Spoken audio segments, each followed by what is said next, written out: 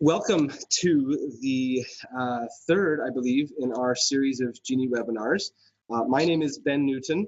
I am a graduate student at the University of North Carolina at Chapel Hill, and we are excited to be able to host this series of webinars and get the experts of GENI from all over the world, even in Germany, as the case is today, to help us learn more about GENI and how we can effectively use it for research and for education. And the next in our series of webinars will actually be August 26th, and it will be at the normal 3 p.m. Eastern time start time.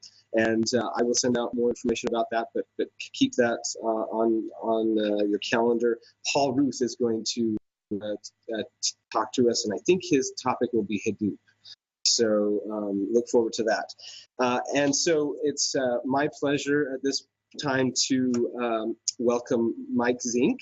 Michael is an associate professor in the Electrical and Computer Engineering Department at the University of Massachusetts Amherst, UMass Amherst. And he has a huge resume of experience in wireless communications and some time at the National Institutes of Standards and Technology.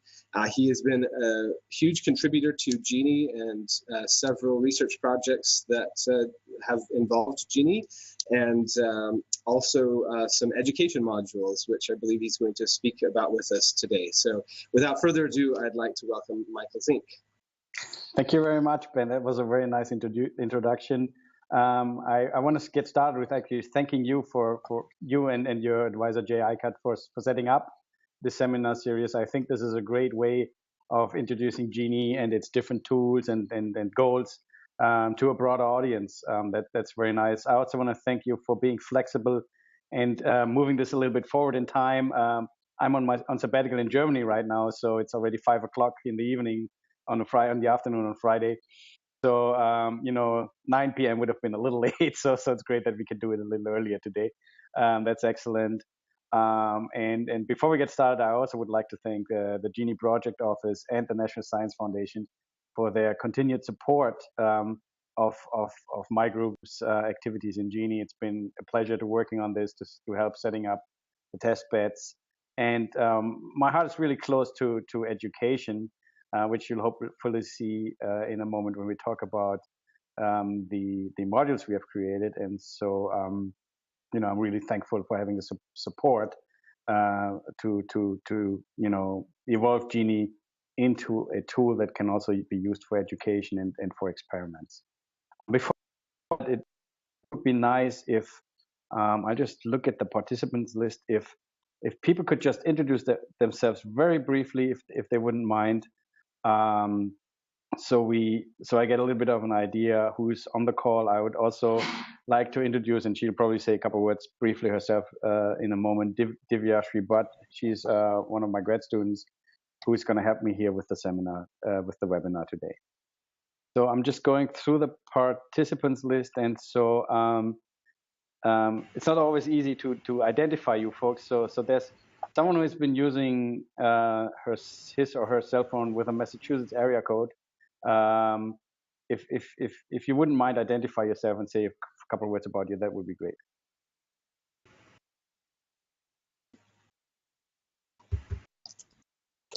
So this would be the 14132101903. I believe that's maybe a phone number, somebody calling in.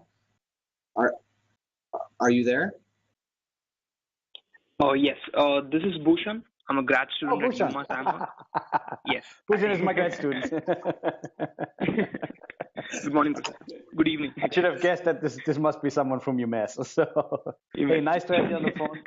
Bhushan is also working on the project, and he'll be also able to jump in. He started not so long ago, so I thought it would be great for him to also be on the seminar to see, since he's developing modules, to see what questions people might have. That might be good for him to keep that in mind when he comes up with when we develop new modules. Okay. Thank you, Professor, for having me. Divya, do you want to say a few words? Divya, you're on mute. Oh, not anymore. Great. Hi, my name is Divya. I'm a graduate student with Professor Zink. I've been working on the GENI project for 3 years now. And Bhushan and I have been working together on some of the modules here. We'll be working with Professor Zink to walk you through one or two of the assignments, and hope you all enjoy it and also have some interesting questions for us. Great, thank you, Divya. Next on the list is Egemen Setinkaya. I hope I got this right. Hi, Mike. This is Egemen Setinkaya from Missouri University of Science and Technology. I am an assistant professor here. I was working on GENI as a student. Now I am trying to develop some modules. So I just want to learn, like what are the approaches or the kind of things that you have been doing. Hey, great. When did you start it? When did you start? January 2014. Okay, great. And excellent. we were talking in, I think, the GENI in Champaign, Illinois. Oh yeah, yeah. With James, I was a student of James. Okay. Oh, you were James students, right? That was last summer, right? That was yeah. No, I mean the GENI or GEC was last summer, but yeah, we were talking. I know you, so. Yeah. So great. I would be, at some point in time, I would like to hear a little bit about your ideas on modules and what you have in mind. But maybe we can do this offline at some point. Yeah, that works too. Okay, great. Thank you. Okay, bye. Thank you very much. And next one is Garrigan. Hello, my name is Garrigan Gregorian. I'm a grad student in Clarkson University, New York State. Great. Yeah, I'm working with GENI since March of this year. Okay. Yeah. Great, thank you very much. And then we have Professor Ibrahim Matan on the call also. Oh, hi. Yeah, hi. Can you hear me? Hi, Mike. How are you? Yeah, I can hear you fine. Likewise. Yeah, so I'm joining, of course, because I'm interested in how you are using GENI in your classroom, and I'm very much looking forward to it. I've used GENI, of course, for my research, as you know, and teaching as well. I haven't used it actually extensively in teaching, so I'm hoping to use it even more. I usually use like 3-4 GENI labs, and I'm interested in seeing how we are making good use of GENI. Great. Thank you very much. And then we have someone showing up here as monitor. Ben, I don't know if that's something you're running or if there's someone who has logged in with that name. That's something I'm running. Yep. So it's okay. Not. So then Prasad Talasila. Talasila, yes. I'm from India. I'm a lecturer in computer science department, BETS Pilani.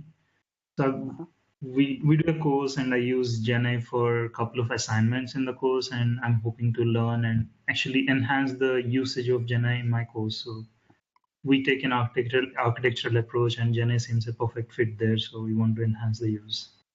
Nice. So did I understand that correctly? You're calling in from India today? Yes, sir. Yes, I'm calling from India. Terrific. Great. And then I have another person I know on the line. That's Tiago Teixeira, who is another of my grad students, being on internship at BBN right now. Right, Tiago? Yes. Well, I don't need to introduce myself anymore.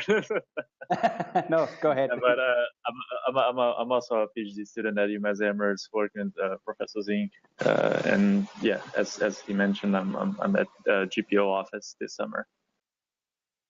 And you're implementing new tutorials on certain topics. Yes, I'm working with NDN and NFT, and right now I'm working in DTN. Okay, great. Okay, right. So thank you very much. I think this is a very nice group. The way I would like to do this is feel free to ask. Let's keep this as interactive as it's possible over BlueJeans. Feel free to ask questions anytime. Just interrupt me, or if you want, just put something in the chat. I try to monitor that too. But it would be nice that we keep it in a way that you get the most out of it. If I go on something that might not be too interesting for you, let me also know that, so we don't waste too much time. from the format, and Ben, please chime in here. I understand we have an hour today where we kind of want to go over the modules we have prepared so far, and then also walk you through one of the assignments. So we thought initially it might be interesting for you to do that with us. It might not actually work with respect to time. So what we cannot do in this relatively short period is kind of wait for you. So should you run into any problems, we'll probably have to help you offline on solving these problems. I hope you understand. And then after the hour, we'll have a little bit of time for Q&A and see if there's specific questions you might have. Okay, so that's about the format. That sounds great. Why don't I start sharing my screen, and then we can get going. Just give me one quick second here. Okay.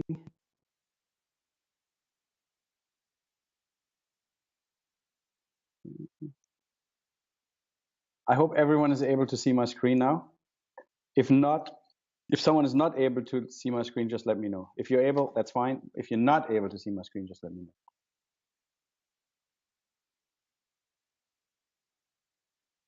Okay. So what I'm showing you right now is basically the main go-to place for our modules, which is a web page.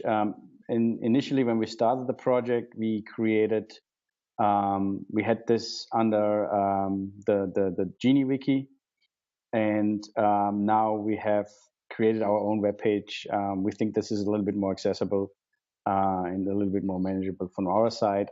From what I understand is, Ben, you're actually in the process of collecting information about different models from different projects and different groups that are currently being developed. And so there will be a broader overview page at some point in time. Is that correct? Yeah, we actually have something in place that's a little better than what was there originally. It's a new table that's searchable, sortable, etc. But we're working on an even better presentation going forward. Yes. Cool. I don't want to put you on the spot, but maybe when we're done, maybe you want to give a quick overview on that. That might be interesting for people who are, there's a whole set of modules from other people also, from other groups also, and then other people could look into that. I'd be happy to. Yeah. Okay. So great. So before we get started on the details, there's one more thing I wanted to mention, which I think is important. We, when we, over the time, after several years working into GENI, I kind of realized how great this is as a teaching tool, because with the virtualization and with the slicing in GENI, it really gives people their own networks to experiment with. But the isolation that's put in place is also that you can experiment with it, but you have to try really, really hard. And I only know of a few cases where you can actually do some damage or impact someone else's slice/experiment. And so that's great, because you can do things on a real computer network, but in a kind of safeguarded way. And I think this is really good by learning things. I mean, I don't know how this. I forgot how this is in the US, but in Germany, when you learn driving, you can actually go on closed off practice courses to learn the driving. So you're not, putting anyone else in harm's way. And so I think this is an equivalent you could think of in the way of GENI, where you have your own network, you can try out things, and you can learn a lot about it by trying out. I think this is a great tool, and that's why we wanted to put these modules on top of it. And basically, most of the modules we create are what we think of modules for kind of classes that aren't the undergrad level, so they're a little bit on the easier side. But I think they would be also a good preparation for people who are thinking of doing their own projects, their own experiments on GENI, and then evolving from there. I just see I have some message in the chat. I just want to take a quick look at this before I go back. Oh, someone sent the tutorial instructions, the link here. That was Ben, probably. Thank you very much. So, just to give you a little bit background for also the folks who are interested in using it in their classroom. I'm using this in our undergrad. I'm using some of the modules in our undergrad computer networks class. I think this is also something that could be nicely used in some distributed systems class, because you can do some nice experiments and modules that also deal with the aspects of distributed systems. So that's kind of to give you a little bit of a bigger overview on what we're doing here. Let me just pause for just a quick second and see if after introducing what we're doing on a higher level, if you have any. So a quick question, Mike. Okay. So what? Oh no, go ahead. Yeah, please. Yeah, go ahead. Do you have any graduate students in the classes, or this is just senior level, or what's the level of the students? These are juniors. These are juniors. No, actually, it's a mix. It's actually no. I have to be honest. This is a mix because in ECE we have computer systems engineering and electrical engineering, two kind of majors, and the electrical engineers take it as an elective at the senior level. So I have junior and senior level students. I will actually use some of the modules in the fall for the graduate level class, but just to introduce them and then have them use GENI as also the basis for some of the projects they will do later on. Okay, thanks. Okay. Any other questions? Good. So let me get started. So what we're trying to do here, we have this main web page. The link is actually on the chat if you wanna follow it, or you can also follow here on the screen. And so as you can see, there's a few information on it. And the most important is actually the modules page, where we have 4 modules on there right now. We will gradually add a couple more modules. We have actually some modules we haven't really put in this page because we're kind of revamping them, polishing up a little bit. But over the next couple of months, there will be more modules showing up on this page. What we also deal with is what we also use is short video clips to give people an introduction, and maybe also to give them the option to go back, because I would say the entry level, the entry bar for GENI is a little bit higher than other tools, like, for example, Mininet, or maybe if you think of NS3 or something like this, because you need to be able to handle a couple of tools. And so we thought it would be great to have short video clips that show you these mechanics, how you do this, how do you log in the portal, how do you create your keys, how do you credentials, I should say, and such kind of things that are important over and over again, because we have learned that people have sometimes difficulties with them, and we don't want to make the bar too high, right? A lot of people get frustrated if they don't get something going really early on. I mean, I have the same problem. So some basic essential stuff. There's short video clips. I don't know how this will work over the presentation right now. I don't even know if you get the audio, but here's a good quick video.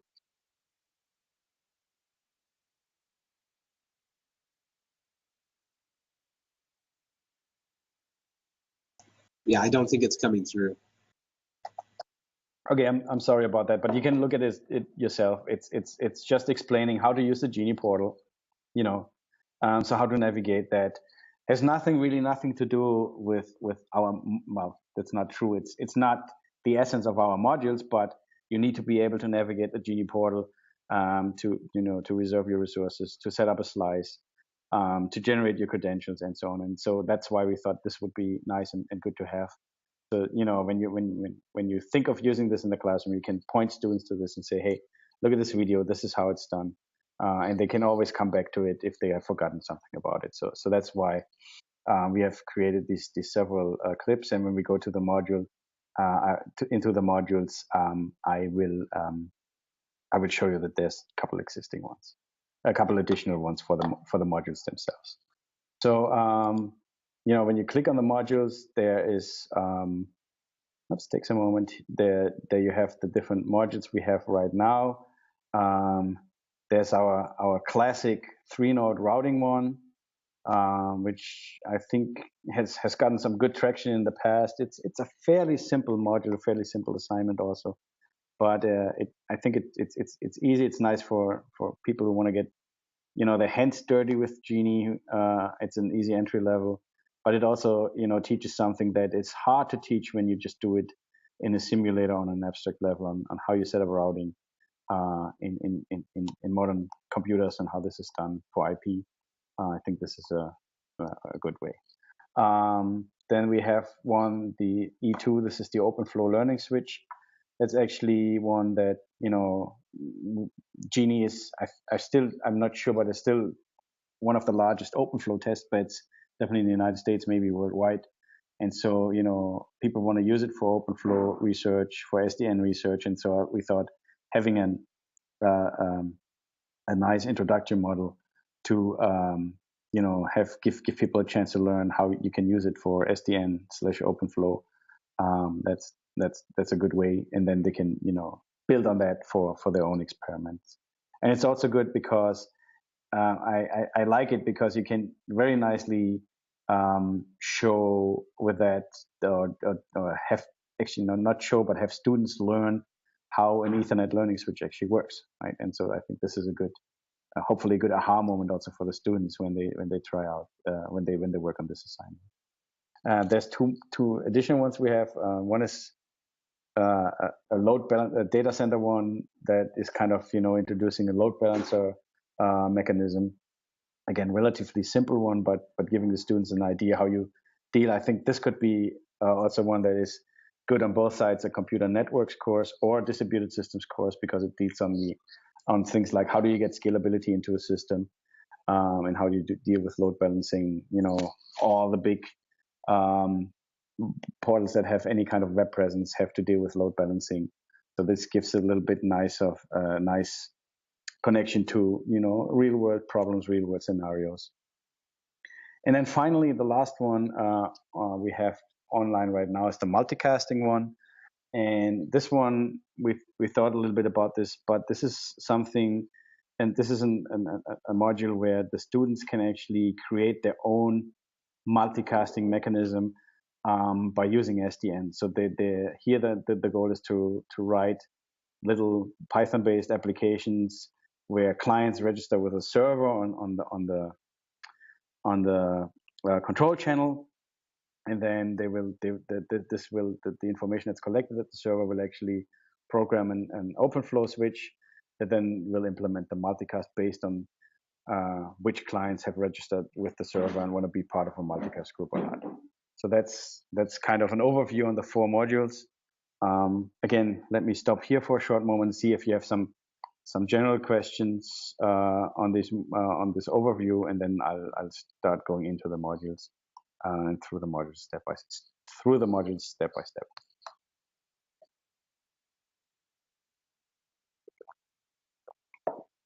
Okay, oh yeah, go ahead, please. Oh yeah, one thing that this is Ben. Okay. One thing that we've tried to do with the new list of modules from all over is kind of assign it a type of module, and I'm curious if you have an opinion on that. There is kind of this notion of some modules are assignments and some modules are tutorials, and it seems to be a very gray area. Would you classify yours as assignments, or is that, are you equally kind of mystified about how to classify them? So the problem is you can tune them both ways, right? So sorry, that's not a good answer, right? Because you can they're all designed so you can run them as assignments, right? But I think they're also designed that someone could go. So well, what's the difference between a assignment and a tutorial, right? Maybe that's the question. Assignment, I would say, is probably something you give in a classroom, right? And so there's some supervision with it, right? Tutorials maybe more you grab it on the web and you go through it by yourself, right? So you probably need to give a little bit more information, and so that's why I would say that they can actually basically use in both ways. LabWiki, as Divya will show us later on, has some functionality where it supports assignments quite well, because then if you do it as an assignment, students can track their results and then submit it. So that's kind of helping with the assignment functionality a little bit. So unfortunately, there's no clear answer for that. But maybe when I see your site and when we go through specifying it, maybe we can come up with a way of making that clear to the audience. Sure, yeah. And the way I see an assignment differentiated from a tutorial as well is if there is this notion of we're going to kind of run you through how to set things up and do a very simple test, and then kind of give you some ideas of, well, try this, or what is this, you know, what happens if you do this, and kind of maybe give them a series of questions to answer or further things to explore. That might be a distinction as well. Yep. Yeah. Thank you. Okay, Divya, Bhushan, is there anything you would like to add? Okay, looks like I'm not missing anything major right now. So let's take a look at the first module. This is a 3-node routing. I'll just scroll down a little bit where oops. Wait, what happened here?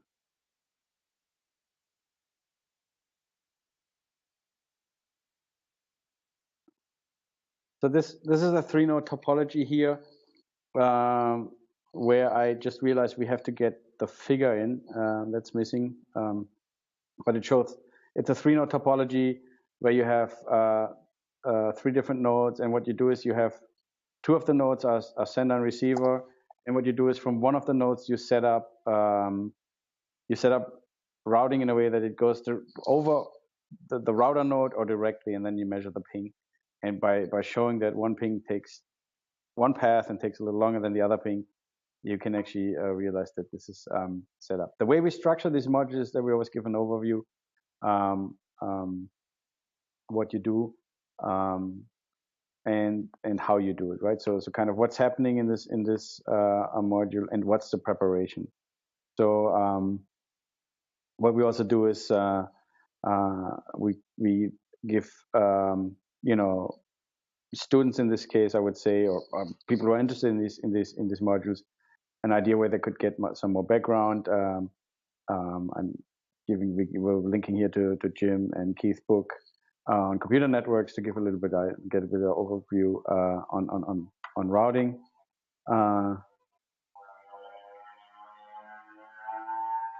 Okay.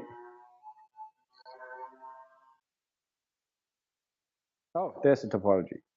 Sorry. So here you see the topology, and that's the goal, is to set up the routing in a way that if you ping that interface of node C, the packets travel via node B, and if you ping that interface of node C, the packets go this. Again, very simple one, but especially for undergrads, I think a very nice assignment, because they can learn quite a bit about, you know, forwarding, routing, and how this is set up in these nodes. Let me just jump back. So we give an introduction. We tell people how to prepare for it, and then give some ideas on the experiment. To solve the confusion a little bit, and Divya is going to speak to this, or to prevent confusion, and Divya is going to speak to this in a moment. We also have been starting to make our modules manageable, I should say, or executable by Ansible. So you can either use LabWiki, which we'll talk about in a moment, or Ansible to execute this models, and we can show you the differences. So let's start with verification of the topology, right? So this is really a basic introductory module where we think of people who have not had anything to do with GENI, and so getting their hands dirty on this. And so that's why, you know, one of the things you want to do first is kind of you're bringing up the slice with this topology, and how can you verify it? And so that's kind of why we start here with very simple very simple steps, and lead people through that, and then you can see how you do that, and there's all the steps in between. There's a way of how you set up the routing and the IP forwarding in that experiment, and then how you verify it. And so the verification is something that the students then would use to kind of submit their result, which could then be used by the teacher or the grader after it's submitted. We have a bunch of screenshots in here. Here you see actually screenshot from LabWiki with its different windows to show how this works, how you can run an experiment from LabWiki, how you can use your results, and I will show you in a moment. There's also a video clip on this that shows you how to navigate this. There's some explanation on the different things, on the different steps or the different panes you have in LabWiki, and it shows you a little bit. Also, here's a little bit of information of when you're using this as an assignment, how then results can be handed in through LabWiki. So that's a quick overview. I'm just thinking, Divya, is this Divya? Can you quickly chime in? And is this the video that explains LabWiki? Hello. Yes. Yeah. Oh yeah. Okay. So it unfortunately doesn't make much sense to play it here, I guess. But that is actually I can see the video. I'm not sure I can hear it. Yeah, I can just go. I have to mute it here because then I have to talk. So this is explaining when you have your resources, you can verify your topology and see if everything is okay with your topology, and then it shows you how you open LabWiki, how you log into it, and then how you can use it. So again, a little bit of a hopefully nice way for people who use this module to get to have a quick reference if something is not clear, to go back to it, how to use it, what to do with it, kind of a video manual, so to speak, I would say, and people can always go back to this if they have forgotten about how to use this tool. I'm not going to continue playing it. You can look at it yourself later on, because I think without the audio it's not too helpful. So this is the first one. This is the 3-node routing module. There are obviously further more details on it, but I think I hope I could give you a quick overview. But let me pause here and see if you have any particular questions about this first one.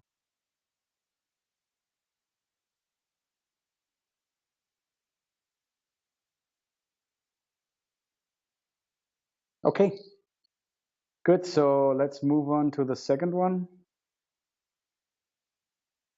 and that is the OpenFlow learning switch. Again, here basically the way I do it actually in class is, this is an assignment I give to the students when we talk about Ethernet, when we talk about how a modern Ethernet or a regular Ethernet switch works these days, how it learns about the MAC addresses, and I think with the learning switch version in OpenFlow, you can nicely show, or the students can nicely learn how this works and how this would be implemented.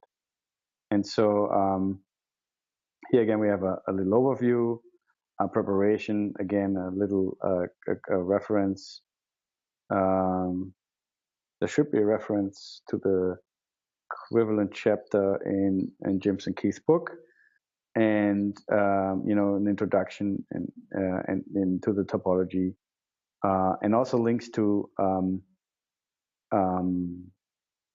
tools we're using here. Right here, we're making use of the POX OpenFlow controller. So you can click on this and then obviously get linked to POX to get more information about this. We actually have done this in a way that you can do this with a small topology and then with an extended topology.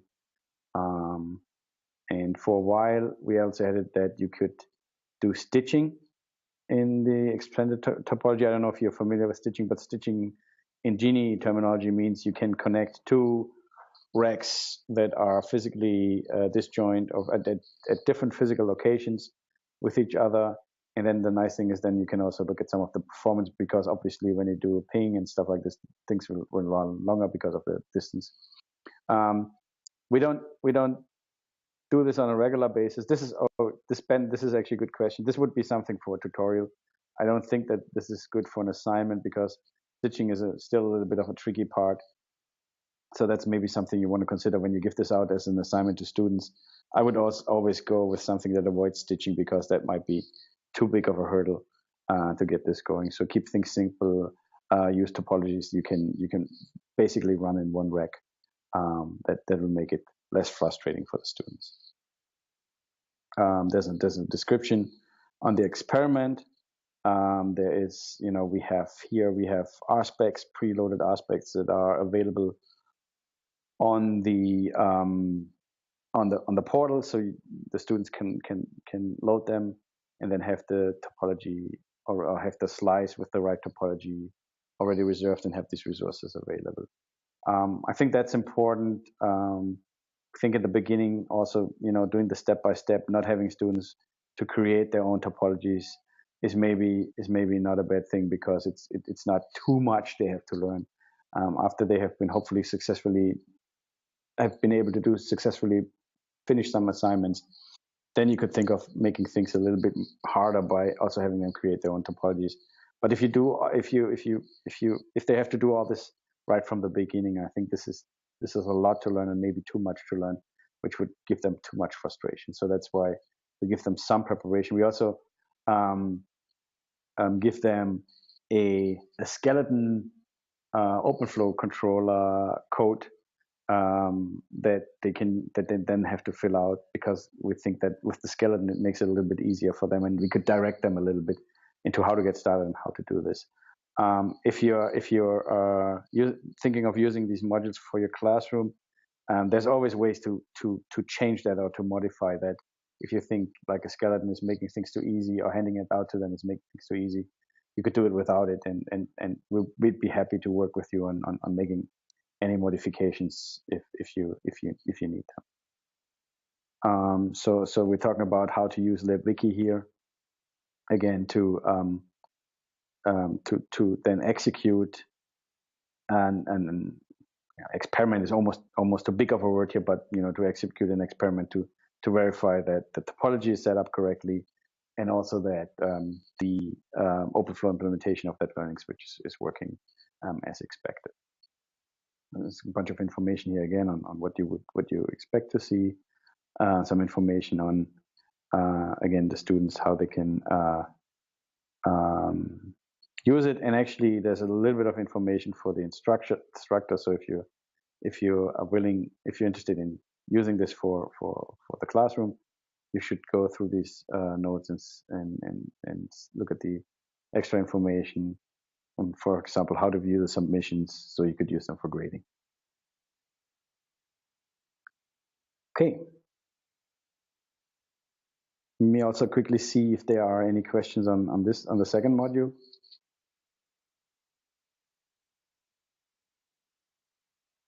Good, and I'll move on to the third one.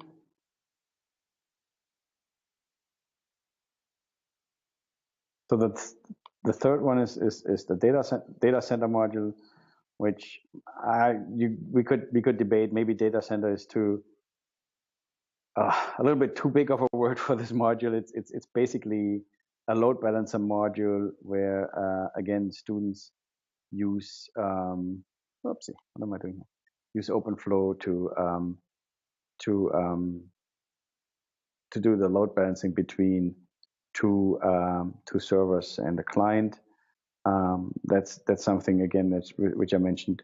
Will have it's something that if you were interested, you could also use in your distributed systems class. It's basically in a round robin fashion.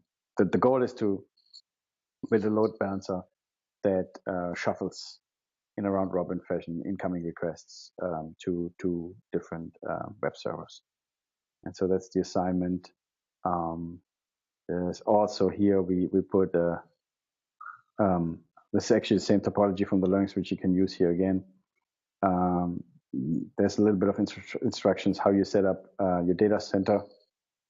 in quotes, I would say, and some information on the script here. We're using Ruby. We're using Tremor for the OpenFlow controller, and how you can use this information. What you have to do on the switch.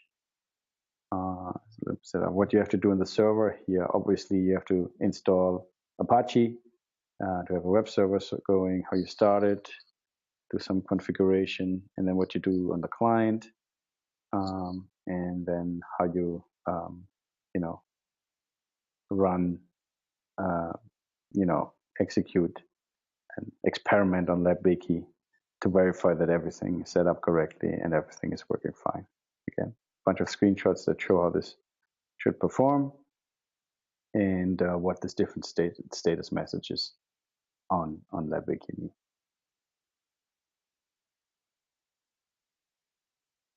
I guess this is also a very straightforward one,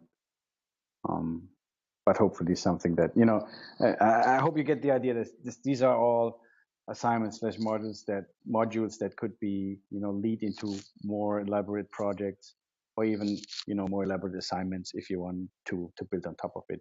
But on the other hand, give the students some basic, knowledge and help them to learn the tools they need to be able to do things on GENI. Okay, so well, let me pause and see if any one of you has any questions on this module.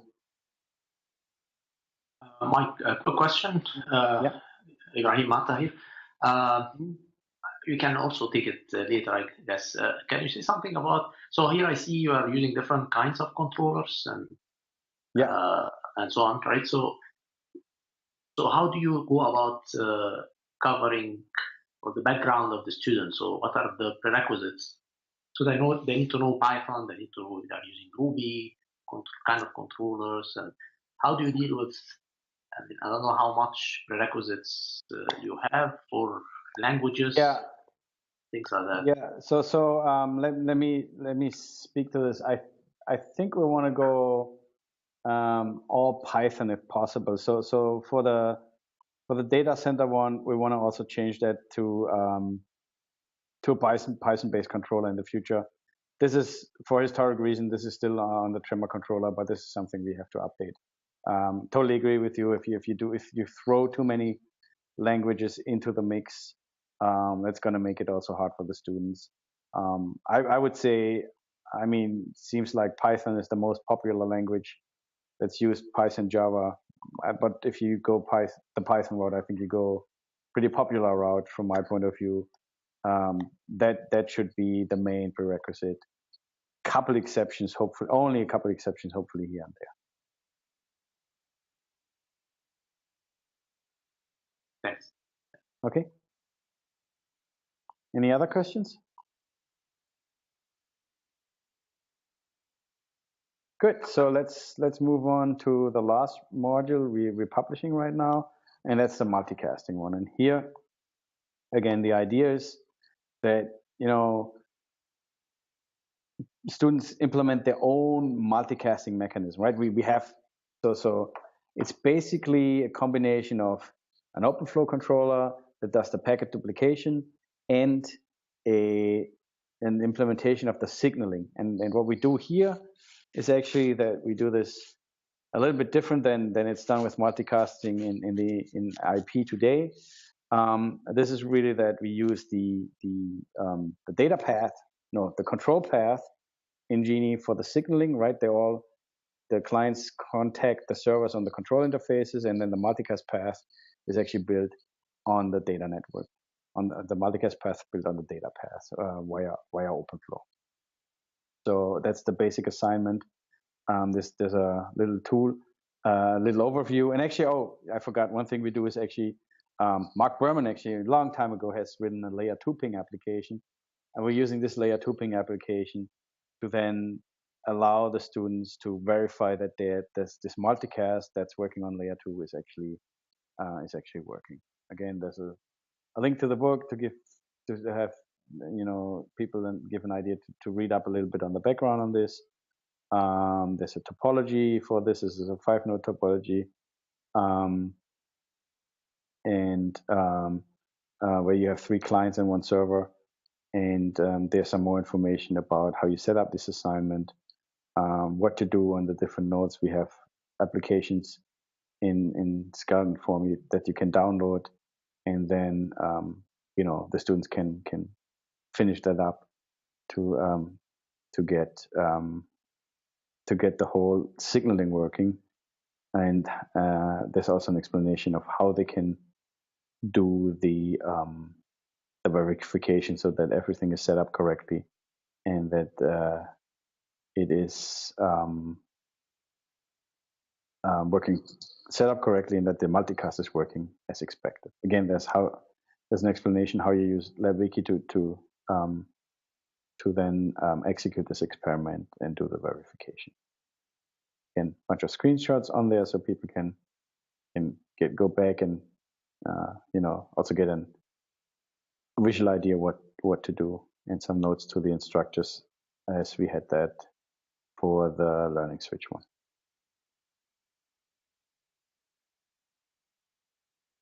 Okay. There's a quick question. Divya, we talked about this yesterday, and I'm totally sorry, but I forgot already. You said you also porting this to a new controller, right? This is not going to be tremor controller at the moment. Is that correct? Yes, that's correct. The plan is to port them to Rio because that's being continuously developed and supported. Yeah. But that's also Python based, right? So that's another way where we at least stay with the language. Ibrahim, coming back to your question, the other downside is that POX is not supported anymore, if I understand this correctly, and so Rio is now one of the newer OpenFlow controllers that are supported, and so I think hopefully supported for the long term. We don't know, but again, it's also Python based, and hopefully that's something that makes the requirements level for the students not too high. Okay, so yeah, with that, I would like to see if there are any further questions. If not, we only have 10 more minutes left. Unfortunately, I hope we could give you a good overview, but I would also ask Divya if she could walk us through one of the modules briefly. And I understand if you have to leave by noon, that's perfectly fine. Just feel free to leave if Divya's presentation is going to run a little bit over. If not, please stay on the line, and we will then be around for a little longer to answer questions. Okay, Prasad, you have one question?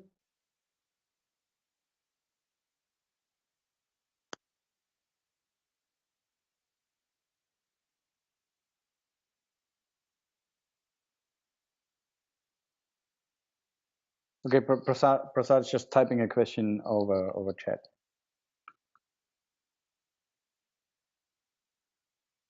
So you're asking if there are any plans to have tutorials on GENI tools themselves. That's a good question. I'm not sure what's online. I know that in past GECs there was the day 0 where the GPO folks were giving a lot of tutorials on the tools. I think they are available on the GENI webpage where you could learn about this. I'm not sure. I have not checked, but we could figure that out for you if there's a specific tutorial on the portal or on JAX. If you're just saying, because I'm just responding to your comment on aspects are too unwieldy. Not sure what's available there. I'm sorry, but I don't know that off the top of my head.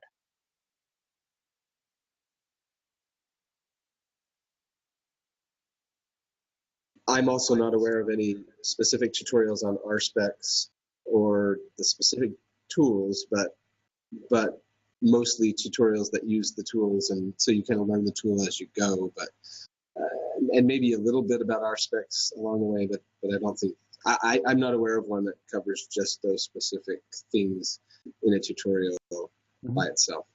Yeah. Okay. Good. Divya, are you good to go? Yeah. Okay, great. I stop sharing and now you can start sharing your screen.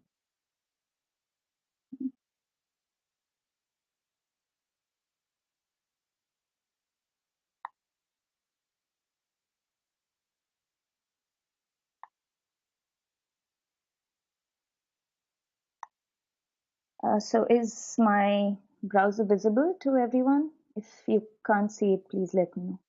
No, I can see it. Okay. So what I'm going to do here is I'm going to walk through the learning switch module. Please feel free to stop me at any point and ask questions. The video also has some more detailed instructions on how you can run this assignment. To start off, navigate to the OpenFlow learning switch that's called E2 on our webpage. And let me scroll down here to the experiment. And since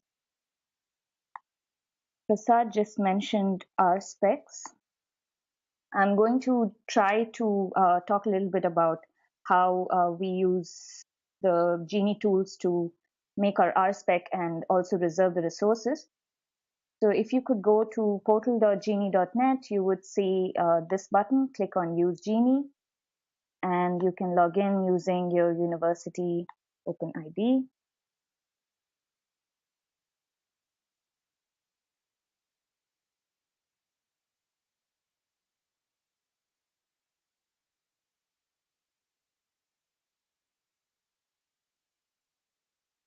So the first step here would be to obtain resources. I'm going to just quickly walk through it, although I have already reserved resources since it takes a while to come up. So in the interest of time, I'll walk through the steps, but I will use a previously reserved set of resources. So since you would be in the UNC webinar project, you would click on the project and click on Create Slice here at the top.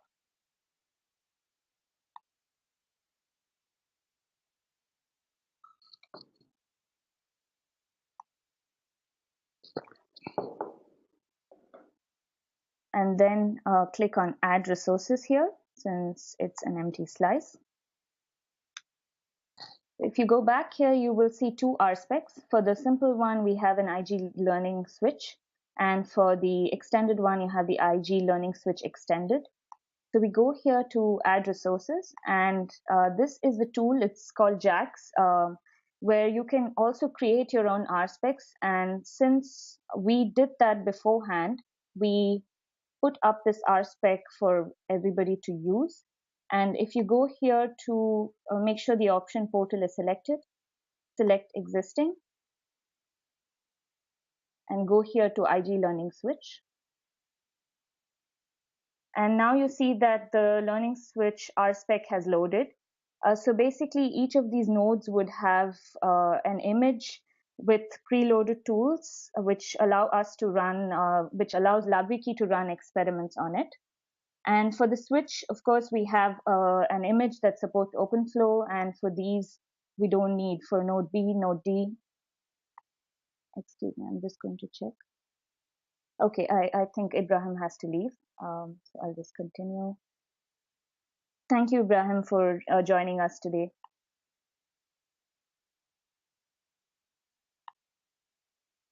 So here, node B, node D, A, and C don't have OpenFlow enabled on them because they are just hosts. But you can see on the left here some options on what kind of images you can have, and also if you would like to have any scripts that need to be installed after the node has booted, you could specify them in a tarball and provide the link here under install tarball. The execute command can be specified here. So we already have this RSpec reserved, and basically what the install and execute commands here do is connect these nodes to the servers that run LabWiki so that you can run experiments from LabWiki. I'll talk about that when I show you the LabWiki window. For now, what we will do is we have here a site one. So we basically have to pick the site where we would like these resources to be reserved. And since this is an IG or an InstaGenie RSpec, we go here and click on any of the InstaGenie resources that are green. I'll just pick Illinois. And then we scroll down to the bottom of this page and click on Reserve Resources. So now, while these resources come up, I'm just going to open another window here where I have a slice that's already come up.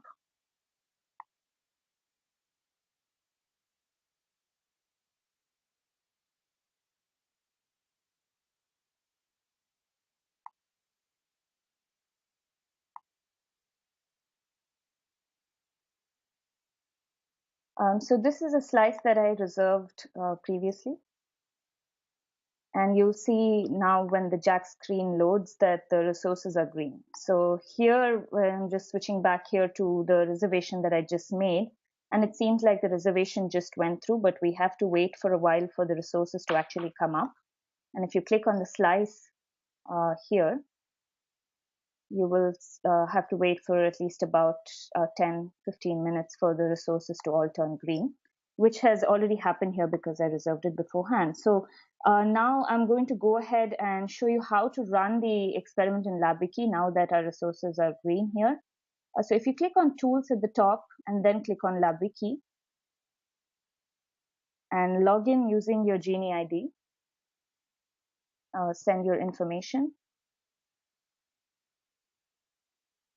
And you will see that you are now at the screen here, which shows you 3 different columns: a plan, prepare, and an execute. So typically to run the experiment, I would first have to load the instructions. So for the learning switch, the instructions are under this name, GEC22 learning switch.markdown. And you can see here, if you just click on this button, that you could navigate to any part of the instructions. Of course, these instructions are also similar to the one on the web page, but it's nice to have it all in one place, and that's kind of the idea of LabWiki. So you could navigate to any part of the instructions and see if you would like to follow them in order to run the exercise. And now I'll bring up the experiment script, which is used to run the learning switch exercise. I will talk about the different parts of the script while the experiment is running, because it takes the experiment a while to run. So while that's happening, I can talk about the different parts of the script. But to run the experiment, what you would do is basically load the experiment script and then click and drag this icon over to the right to the execute window. Give it a name. Click on the project that you used. So I had my slice in the webinar project and it was called L-Switch Demo. So I'm going to make sure I have the right information there, and then click on Start Experiment here.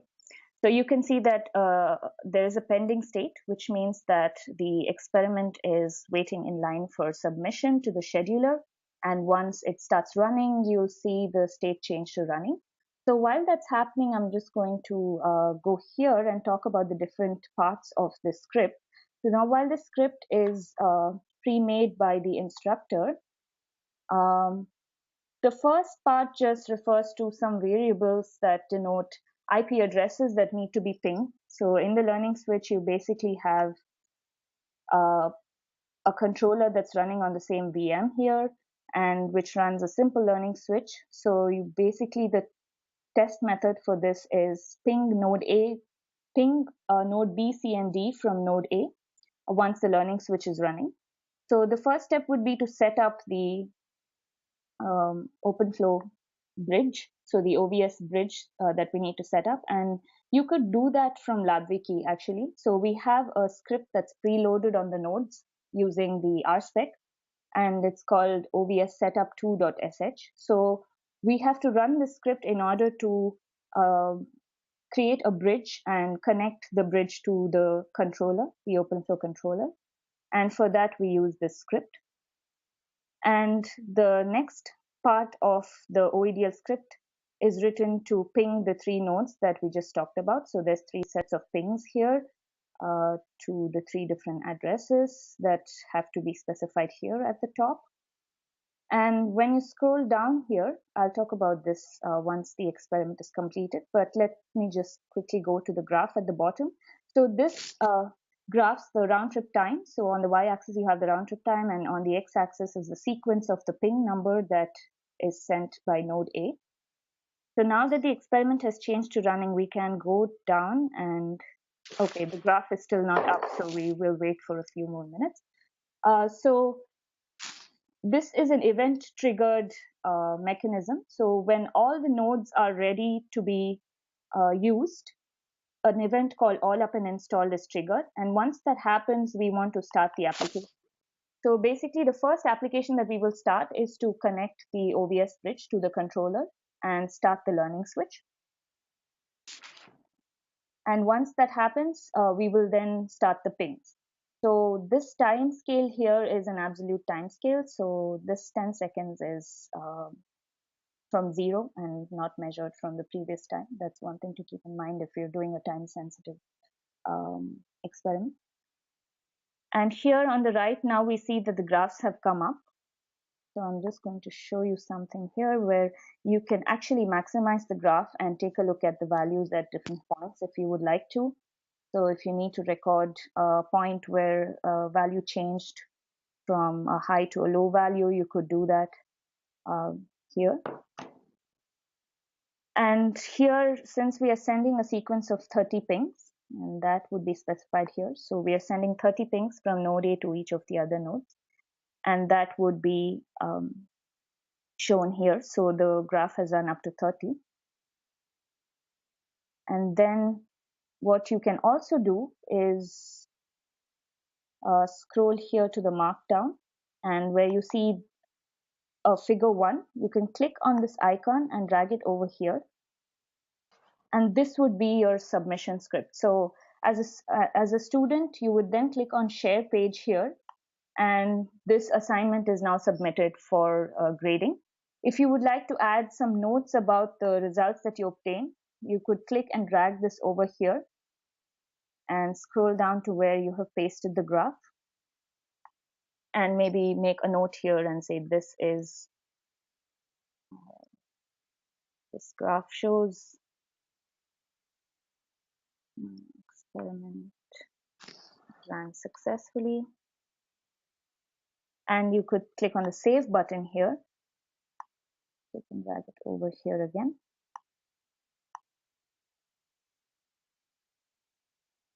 And see that your note has been added, and you could submit it now. And this submission can be viewed by a grader in order to look at the final result. So this tool can be one place where the grading can also be automated. So if we go here to submission,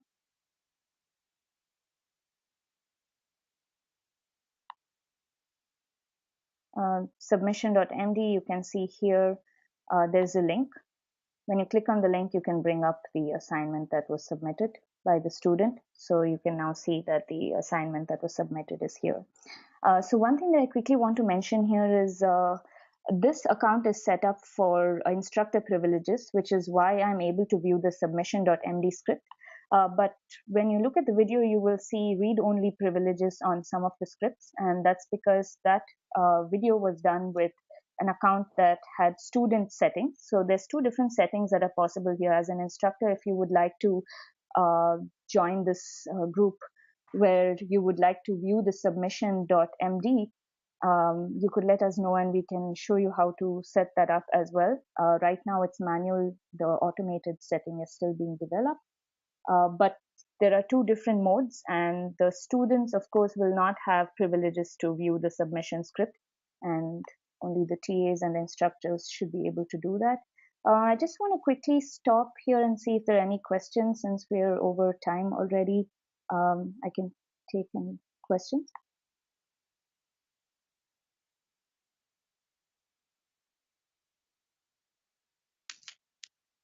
Okay. So that was about the LabWiki interface. Of course, there are also some UI features. You could resize the windows and easily navigate to different parts of the screen.